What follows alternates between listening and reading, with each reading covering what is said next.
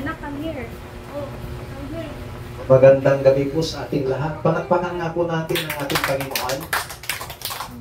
Sa gabi pong ito ay mag-aaral po tayo ng salita ng ating Panginoon sa aklat po ng Titus chapter 2, verses 11 to 15. Basahin ko po sa New International Version. Ganito po ang sinasabi. For the grace of God has appeared that offers salvation to all people. It teaches us to say no to ungodliness and worldly passions and to live self-controlled, upright and godly lives in this present age, while we wait for the blessed hope, the appearing of the glory of our great God and Savior Jesus Christ, who gave Himself for us to redeem us from all wickedness and to purify for Himself a people that are His very own, eager to do what is good. This, then, are the things you should teach, encourage and rebuke with all authority. Do not let anyone despise you. Pagpalain ng Panginoon ang kanyang mga salita na atin pong nabasa. Sa gabi pong ito ay atin pong tatalakayin o papag-usapan ang patungkol po sa grace ng ating Panginoon, the grace of God. Marami pong nagtuturo about the grace of God, no, na minsan sila po ay nagkakaroon ng confusion yung mga nakikinig ng mensahe o katuruan patungkol po sa grace of God. Sapagkat ang sinasabi ng iba na kahit ikaw ay mamuhay ng patuloy na nagkakasala sa Panginoon, ay ikaw ay patuloy na iniligtas ng ating Panginoon. Ano nga ba, para mas lalo nating maunawaan, ano nga ba ang ibig sabihin ng grace? Ayon po sa dictionary, grace is the unmerited, loving favor and graciousness our Creator God shows to us. His grace is driven by His character of perfect love and concern toward us. Ang sabi po, ang biyaya ng Panginoon, ito ay yung unmerited, loving favor and graciousness of our Creator. Ibig sabihin yung grace, yung hindi ka man karapat-dapat, pero natanggap mo yung pabor mula sa Panginoon. Na bagamat ikaw ay nagkukulang, bagamat ikaw ay nagkasala sa harapan ng Panginoon, but because of His grace, hindi ka karapat-dapat, natanggap mo ang kaloob na ito ng Panginoon. Tayo po noon ay namuhay sa kasalanan. At ang tao ay gustong parusahan ng Panginoon because of sin. Subalit dahil sa biyaya ng ating Panginoon, inabot tayo ni Jesus Christ. Inabot tayo ng pagmamahal ng ating Panginoon. Inabot tayo ng pag-ibig ni Jesus Christ. Doon sa kanyang sakripisyo, doon sa krus ng Kalbaryo, ibinigay niya, inialay niya ang kanyang buhay upang ikaw at ako ay hindi mapahamak at ang sino mang sasampalataya sa kanya ay hindi mapahamak kundi magkaroon ng buhay na walang hanggan. Kung titingnan po natin doon sa sinasabi ng Biblia na bagamat hindi tayo karapat-dapat na tumanggap ng kaligtasan, but because of the grace of God, yung unmerited favor ng Panginoon, inabot niya tayo. Actually, ang kaligtasan para lamang sa mga Hudyo. Ang mga Hintil walang kaligtasan. Dumating si Jesus Christ dito sa ibabaw ng lupa, it is for the Jews. Pero dahil tinanggihan ng mga Hudyo, si Jesus na nagpakilalang hari ng mga Hudyo, tinanggihan ng mga Hudyo na si Jesus na nagpakilalang tagapagligtas, itinaboy nila si Jesus, Hindi nila tinanggap si Jesus at ang mga hintel na hindi sana karapat-dapat o hindi kasali doon sa kaligtasan, tinanggap nila si Jesus at dahil doon yung biyaya ng Panginoon naranasan ng bawat tao. So hindi ka karapat-dapat pero tumanggap ka ng pabor mula sa Panginoon. Sino po yung nakaranas dito na hindi mo man in-expect na mayroon kang ayuda, pero nagugulat ka na lamang, biglang nakasama yung pangalan mo doon sa mabibigyan ng ayuda. Diba? Grabing saya po natin. Sinasabi natin, wow, may pabor ako. Yun po ay pabor mula sa tao. Pero iba naman po yung pabor mula sa Diyos. Na hindi ka man karapat-dapat, pero yung pabor ng Panginoon, ibinigay niya sa iyo. Yung salitang grace, it is from the Greek word charito, na ibig pong sabihin ay blessed or highly favored. Kung papansinin po natin, dalawang beses pong ginamit sa Biblia, sa New Testament, ang salitang charito or ang salitang blessed or highly favored. Unang ginamit ay kay Maria. Ang sabi po sa Luke chapter 1 verse 28, and having come in, the angel said to her, rejoice, highly favored. Rejoice, highly favored one. The Lord is with you. Blessed are you among women. Lumapit ang anghel sa dalaga at binati ito. Magalak ka, ikaw ay lubos na kinalulugdan ng Diyos. Sumasayo ang Panginoon. Dito po ginamit ang salitang charito kay Maria nung siya'y tawaging blessed or highly favored one. Na sa dinami-dami ng mga babae, siya pa ang napili ng Diyos na kasangkapanin upang ipanganak ang tagapagligtas na ating Panginoon. Kaya nga, ang pagkakaalam po natin, pag December, sumasaya po ang tao. Kasi sineselebrate ng tao yung sinasabi nilang kapanganakan ng tagapagligtas. Ang alam po natin, yung araw ng kapanganakan ng ating tagapagligtas na ating Panginoong Hesus ay December 25. Pero ang Biblia po, wala po siyang binanggit na buwan at araw ng kapanganakan ng Panginoon. Ang sinasabi ng Biblia, ito po ay panahon ng taglamig. So sa ating bansa, sa buong mundo, iba-iba po yung mga klima. Tag-init natin ngayon, meron tayong tag-init, meron tayong taglamig. Pag umakyat ka ng Baguio, month of January, February, March, yan po yung taglamig po nila. Dito naman sa baba, sa Lulan, summer na po yung nararamdaman po natin.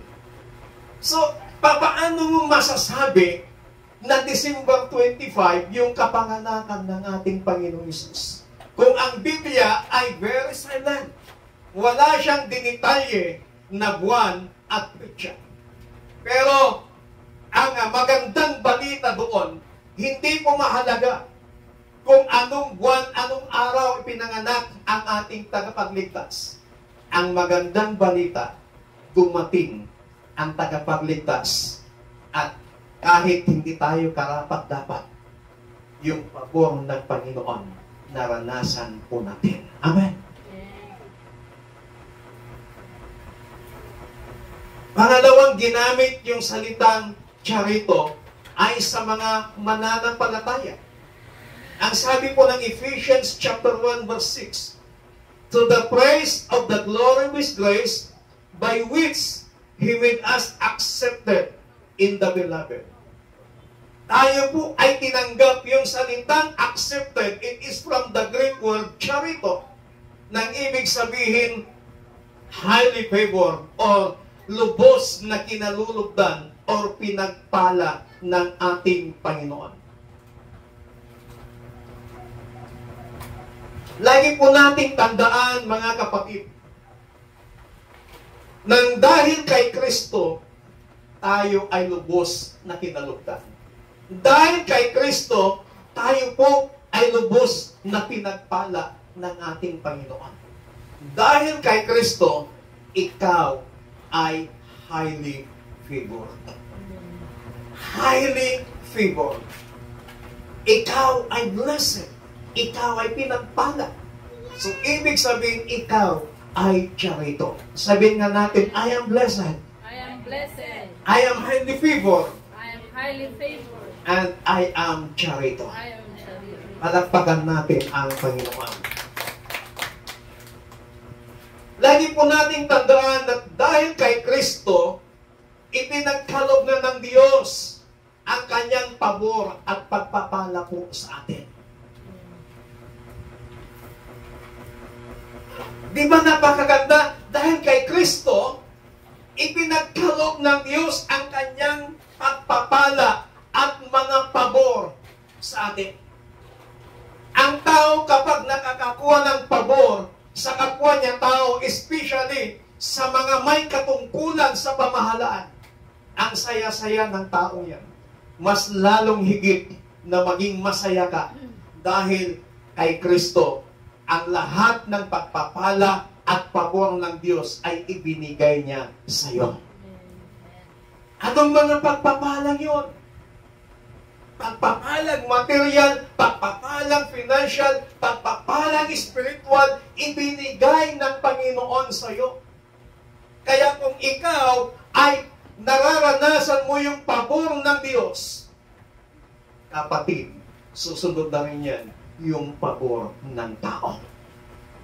Kaya wag nating unahing hanapin ang pabor ng tao, yung favor ng tao, mas lalo nating unawain nang dahil kay Kristo, yung favor ng Diyos, ibinigay na sa atin. Palakpakan nga po natin ang Panginoon.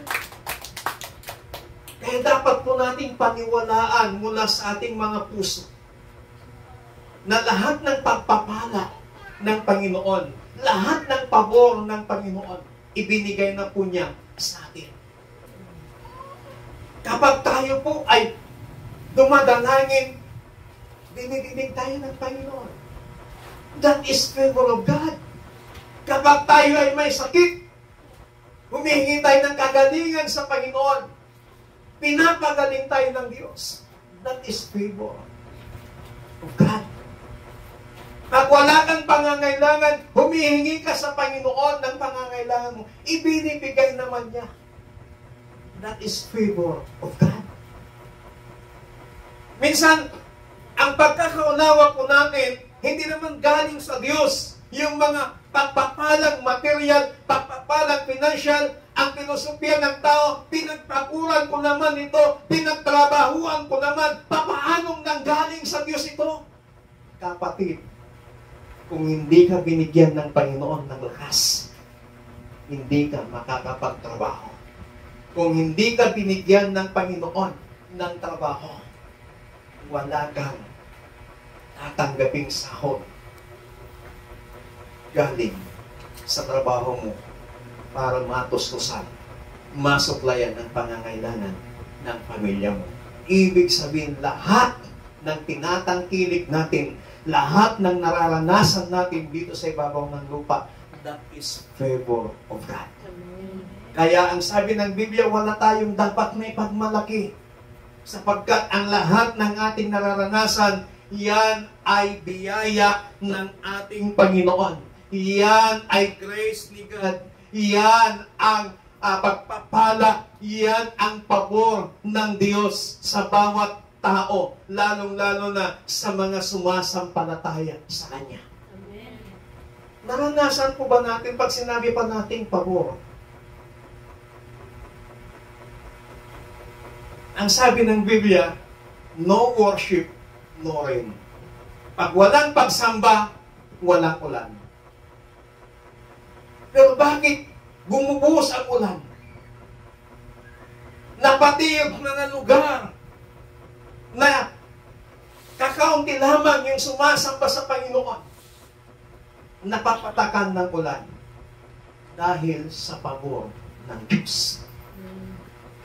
Dahil sa favor ni God. Bakit ikaw? Bakit ang tao mayroong hininga? Nabubuhay araw-araw. Natutulog sa gabi, kinabukasan, gumigising. Bakit? Yung hininga po natin. Oxygen po yan. Kung sa hospital, bibilhin mo yung oxygen, pahirapan.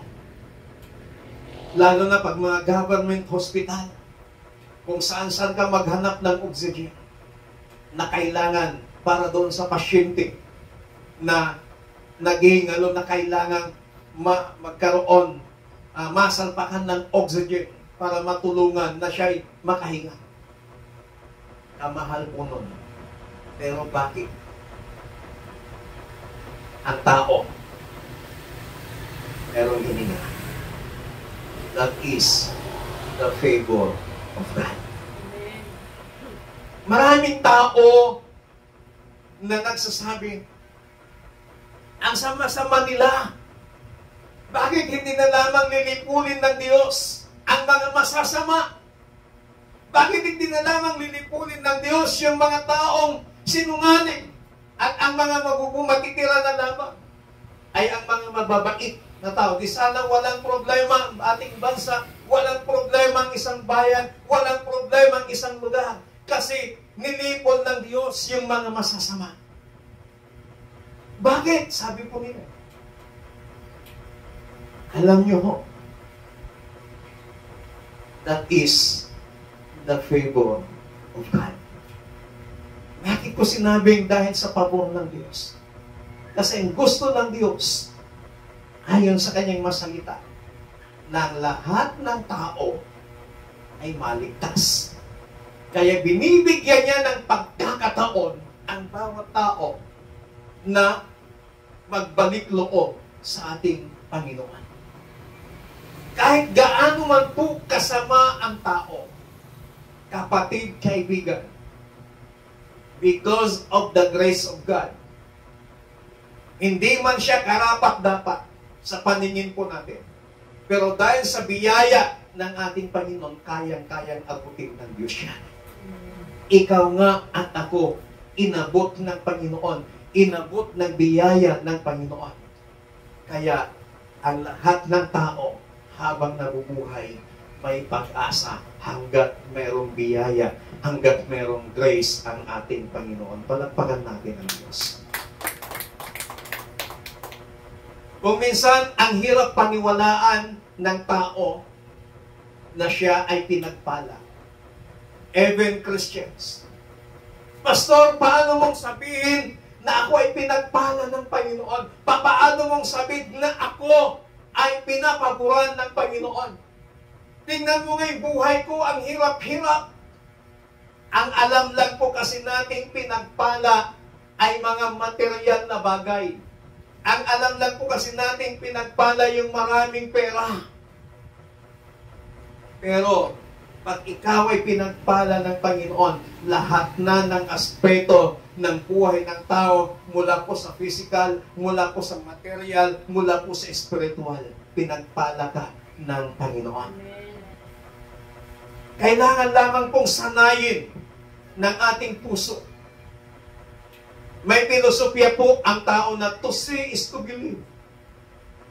Gusto kong makita muna na ako'y pinagpala bago ako maniwala.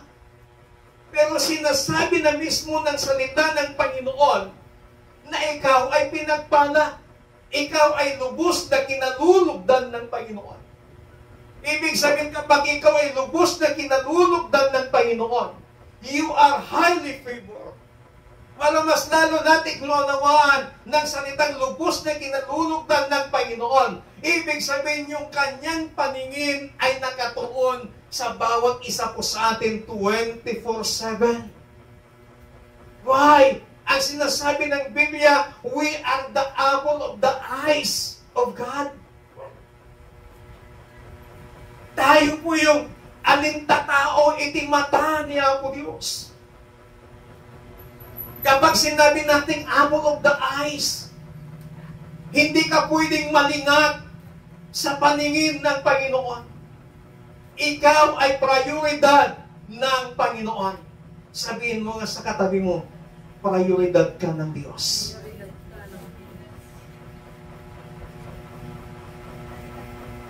Bakit ka prioridad ng Panginoon? Kasi ikaw ay pinagpala, ikaw ay kanyang kinalulugdan. Kaya dapat paniwalaan natin ito. Maniwala ka, kapatid, na you are blessed. Maniwala ka, kapatid, na ikaw ay pinapaboran ng Panginoon. Ano pong sabi ng John chapter 11 verse 40? Then Jesus said, did I not tell you that if you believe, you will see the glory of God? Di ba sinabi ko sa inyo, sabi ni Jesus, na kung kayo'y maniniwala, makikita nyo yung kalwalhatian ng Panginoon. Kanino sinasabi ni Jesus ito?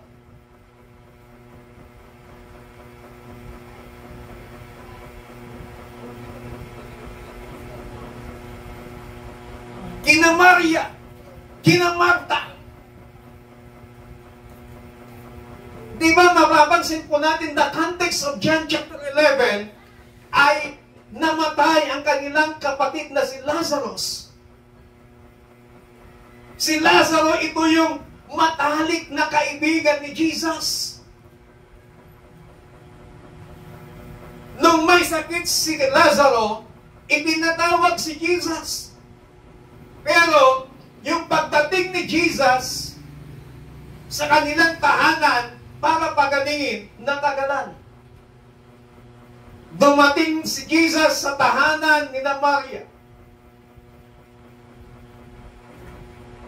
Nakalibing na si Lazarus.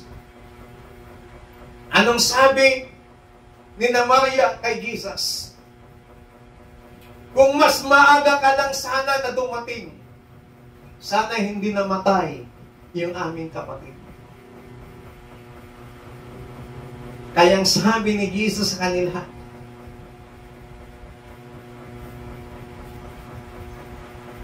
ako, sabi ni Jesus, I am the resurrection and the life. Na kahit mamatay ang isang tao, kung siya'y naniniwala sa akin, siya'y muling mabubuhay. Hindi nila maunawaan. Paano kung mangyayari yon? Ipatay na yung tao, paano siya mabubuhay? Kaya sabi ni Jesus sa kanila, di ba sinabi ko na sa inyo na kung kayo'y naniniwala, makikita nyo yung kalwalhatian ng Diyos. Kaya sa gabi pong ito, kapatid, kaibigan, maniwala ka sa sinasabi ng salita ng Panginoon that you are blessed. Maniwala ka sa sinasabi ng Panginoon na ikaw ay lubos na kinalulugdan ng Diyos. Amen? Maniwala ka sa sinasabi ng Panginoon that you are a charito. Yung charito, ang ibig sabihin, blessed. Ang ibig sabihin, highly favored. Huwag kang magtunda doon. Itong sinasabi ng salita ng ating Panginoon na kung maniniwala ka, makikita mo yung kalwalhatian ng ating Diyos. Kaya sa gabi pong ito, kapatid, kaibigan, gusto ko kayong dalhin yung sinabi ni Jesus na maniwala ka. Maniwala tayo sa sinasabi ng salita ng Panginoon. Kung naniniwala ka sa sinasabi ng salita ng Panginoon na ikaw ay blessed, ikaw ay pinagpala, kung naniniwala ka sa sinasabi ng salita ng Panginoon that you are highly favored or lubos na kinalulugdan ng Panginoon, kung naniniwala ka sa sinasabi ng salita ng Panginoon na ikaw ay charito, then ang sabi ng Biblia, 2 Corinthians chapter 5 verse 7, for we walk by faith and not by sight. Naniniwala ka, hindi mo pa man nakikita, pero naniniwala ka. Dahil lumalakad ka sa pananampalataya, hindi sa mga bagay na nakikita. Sa gabi pong ito, kapatid, kaibigan, gusto ng Panginoon na maniwala ka sa kanyang mga salita na ikaw ay pinagpala ng Panginoon, na ikaw ay lubos na kinalulugdan ng Diyos. Maniwala po tayo doon. Maniwala po tayo doon. Muli po natin sabihin, I am blessed. I am blessed. Lakasan po natin. I am blessed. I am highly favored. I am highly favored. Palakpakan natin ang Panginoon. Ay pong lahat ay tumayo. Bilang mga pinagpala at lubos na kinalugdan ng Panginoon, atin pong sambahin, purihin, pasalamatan ng Panginoon dahil sa mga biyaya, dahil sa mga pagpapala, at dahil sa pabor ng Panginoon na binibigay niya po sa atin. Hallelujah! Atin pong purihin ang ating Panginoon. Sambahin, itaas natin ang ating kamay bilang tanda ng ating pagsamba, pagsuko sa ating Panginoon. Hallelujah! Oh, we praise you, Jesus. We exalt your mighty name, O God. Hallelujah! Oh, we glorify your name, O God. Pinupuri ka namin, O Jesus. Pinupuri ka namin, O Jesus. Itinataas sa'yo aming kamay. Pinapupurihan ka ng bagong awit. Sinasamba ang tanging ngalan mo. Pinupuri ka namin. Pinupuri ka namin, O Jesus. Pinataas sa'yo aming kamay. Pinapupurihan ka ng bagong awit. Sinasamba ang tanging ngalan mo. Luwalhatiin, luwalhatiin, dadakilain, sasambahin lagi ang ngalan mo.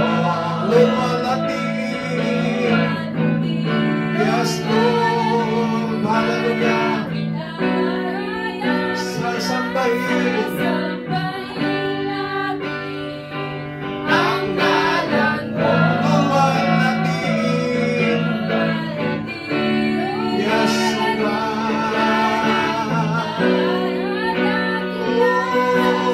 Oh, we praise you, Jesus. Ang ngalan mo.